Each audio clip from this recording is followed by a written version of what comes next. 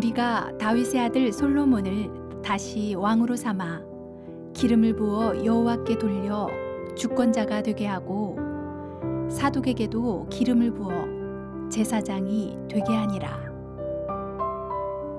솔로몬이 다윗의 뒤를 이어 왕으로 기름 부음을 받았습니다.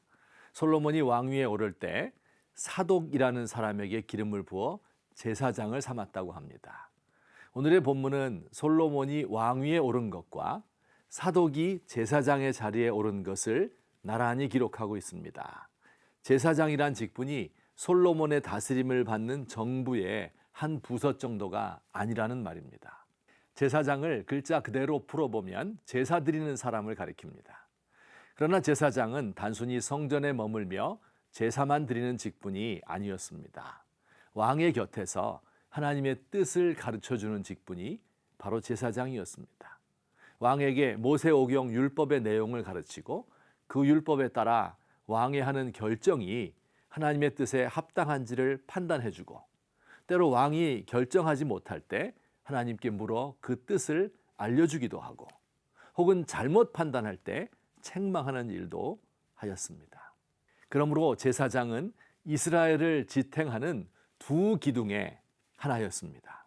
정치적 기둥은 왕이었고, 왕에게 하나님의 뜻을 가르치는 두 번째 기둥이 제사장이었습니다.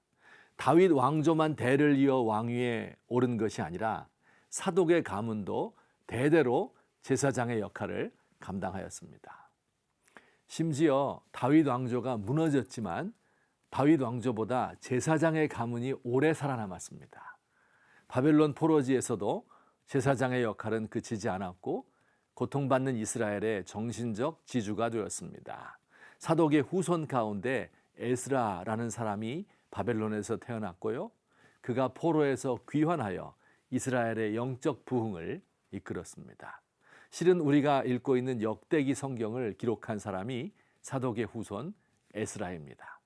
보이는 왕국은 지구상에서 사라졌지만 보이지 않는 신앙을 끝까지 지켜낸 사람들이 바로 제사장입니다. 사랑하는 성도 여러분, 오늘날까지 대한민국을 지탱하여 온 두 기둥이 무엇이라고 생각하십니까?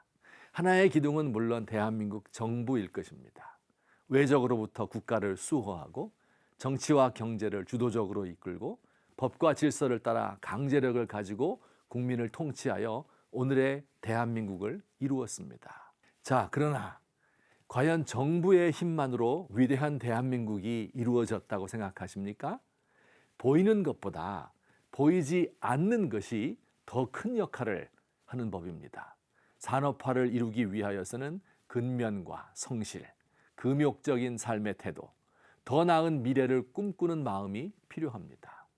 민주화를 이루기 위해서는요, 정의와 평등에 대한 갈망, 인권을 소중히 여기는 마음, 그리고 자신을 내던지는 용기가 필요합니다. 모두 보이지 않는 정신적인 것들입니다. 보이지 않는 윤리와 정신이 쇠하여지면 보이는 국가의 멸망이 금세 다가옵니다.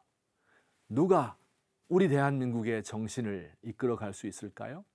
누가 우리 시대의 제사장이 되어 하나님의 뜻을 가르칠 수 있을까요?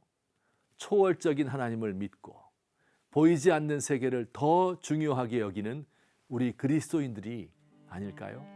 과거 우리의 선배들이 역사적 사명을 감당할 정신적 동력을 대한민국에 제공하였던 것처럼 코로나19의 암울한 시대, 불안한 미래를 헤쳐나갈 길을 찾기 위하여 하나님의 뜻을 물어 알 수 있는 우리 조국 교회가 되기를 소망합니다.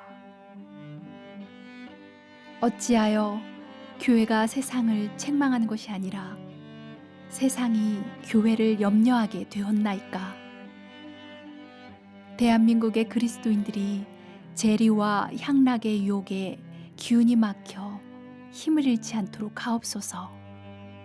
보이지 않는 하늘의 가치를 가슴에 품게 하시고 이를 이 땅에 실현하기 위하여 싸우며 나아가게 하소서.